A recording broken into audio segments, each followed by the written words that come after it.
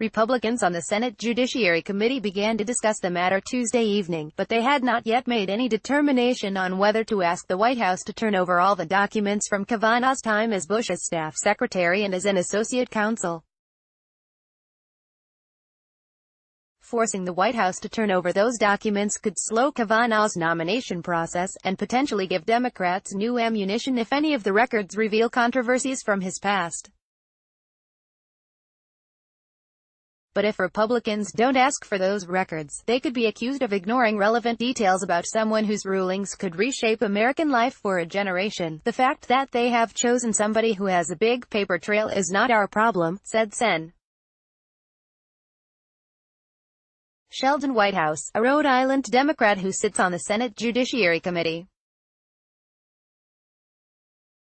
That's their problem, and they need to be organized and get it to us, ahead of an evening strategy meeting in Senate Majority Leader Mitch McConnell's office. Senate Judiciary Chairman Chuck Grassley, an Iowa Republican, told CNN that no decisions have been made about which records to request from the White House, saying he needs to get a better feel for all the documents that are out there beyond the 300 opinions Kavanaugh authored as a federal judge on the U.S. Court of Appeals for the District of Columbia Circuit.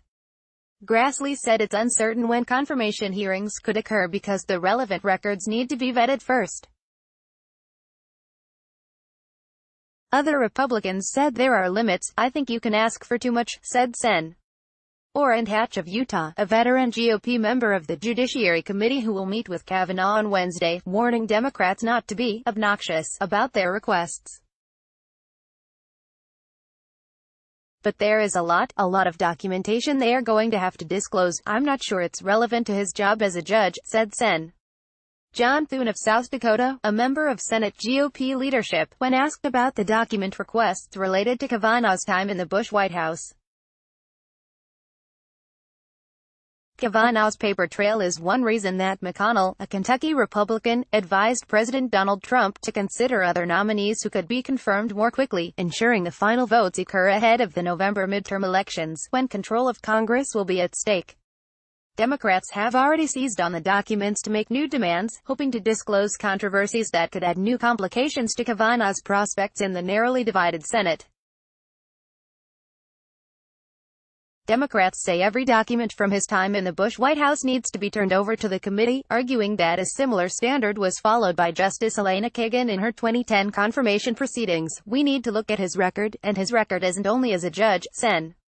Dianne Feinstein of California, the top Democrat on the Judiciary Committee, told CNN, "Are you kidding, Sen?"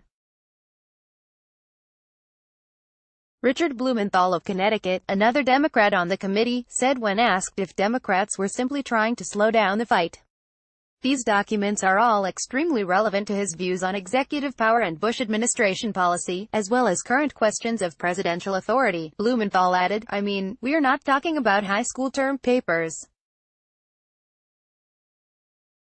His involvement in the Bush administration was one of the central parts of his career, and many other documents are relevant too. The White House is working on providing documents about Kavanaugh's past to the Senate, but the scope of the records that will ultimately be turned over is unclear, sources said.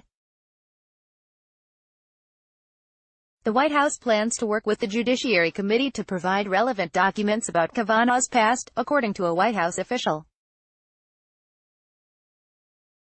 Outside groups are also waging a battle for Kavanaugh's documents.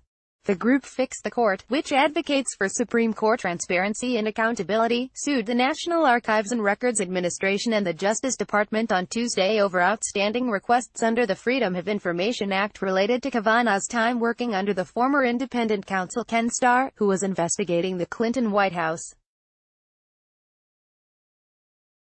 The FOIA request, which demands notes and correspondence from 1994 to 1998 as Kavanaugh worked for Starr, could amount to some 20,000 pages, the group said.